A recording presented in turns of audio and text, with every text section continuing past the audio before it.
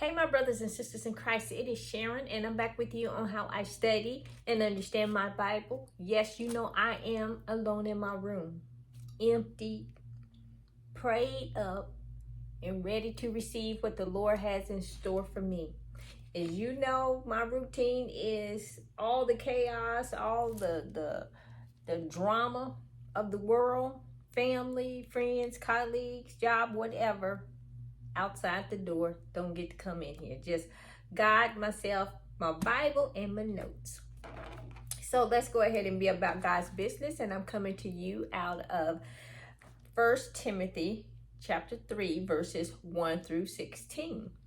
And here, I start with observations. And here I see where Paul is saying, he faithfully saying, this is a faithful saying. This is something that they say back in that time in faith, through faith. And another thing I see is the first time you see the word bishop.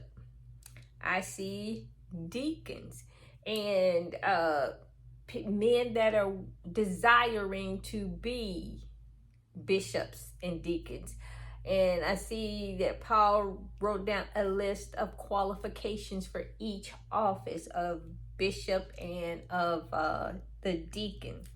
And also he talks about the mystery of the faith and how you conduct yourselves in God's house or in the temple of God, and the mystery of godliness and justified in the spirit.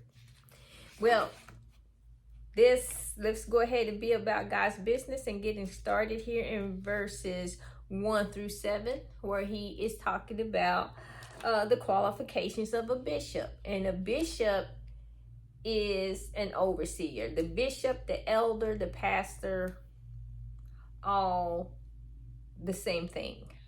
The overseer. I think the Greek word is presbyter, which means overseer. You're the head of the church or whatever. But that's what Paul was telling Timothy to do, for the men that was wanting to become a bishop.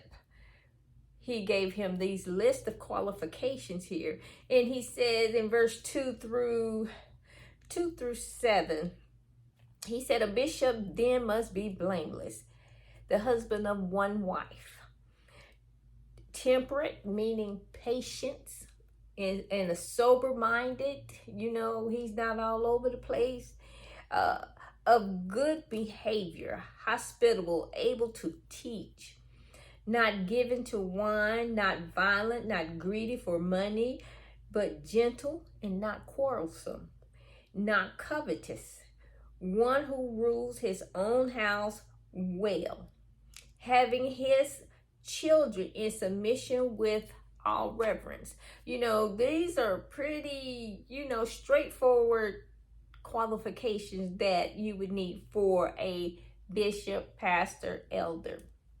And so if a man does not know how to rule his own house, how will he take care of the church of God? Again, very straightforward.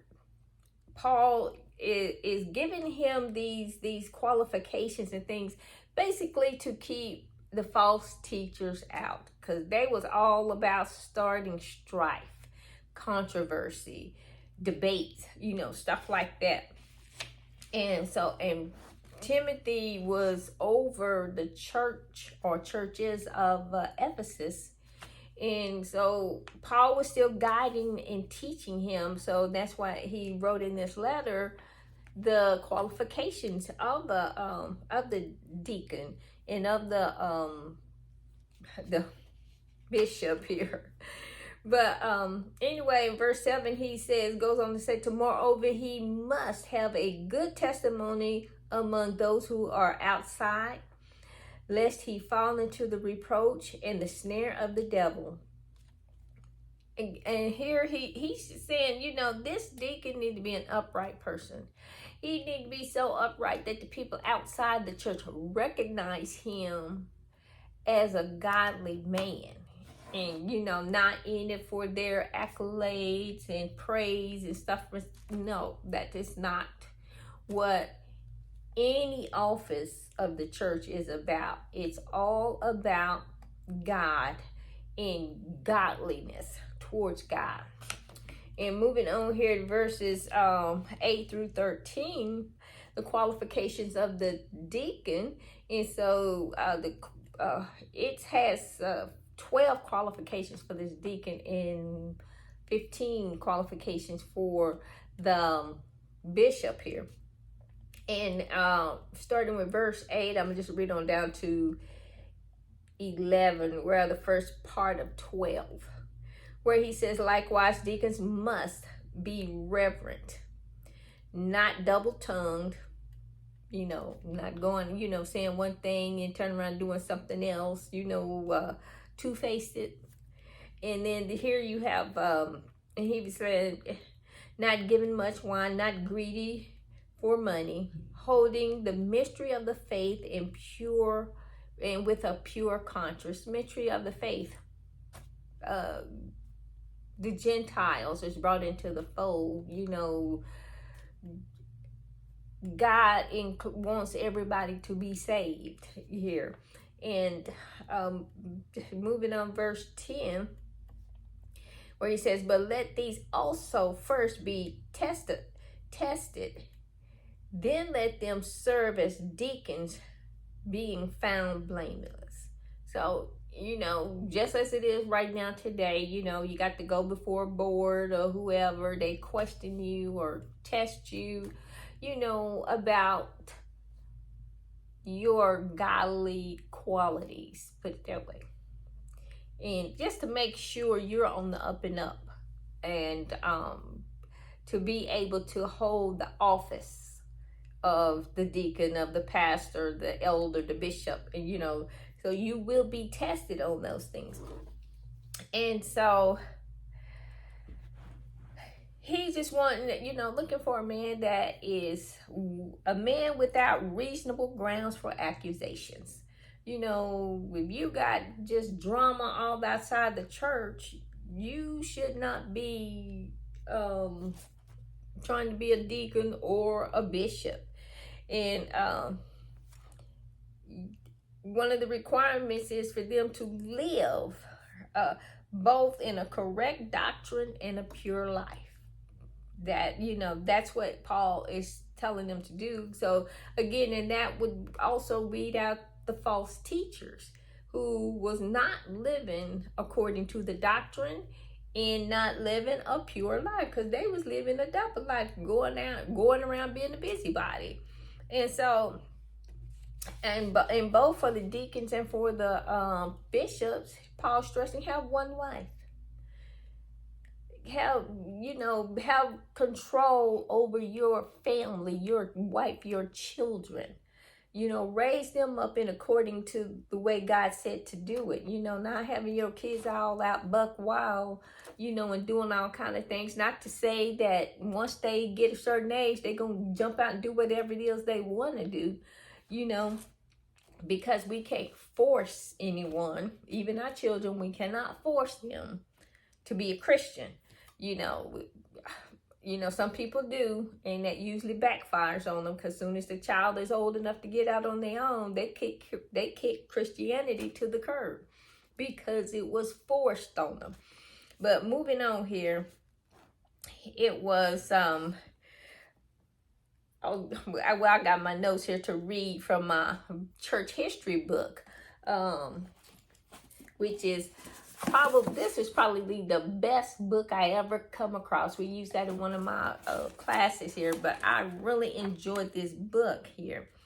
And it just goes on in this book, and it's just telling you about the elders, the pastors, the deacons and stuff, and the it tells you about the assignments of each, where the pastors, the bishops, they're the overseers of the church. They kind of have their little hands in everything, knowing what's going on in the church.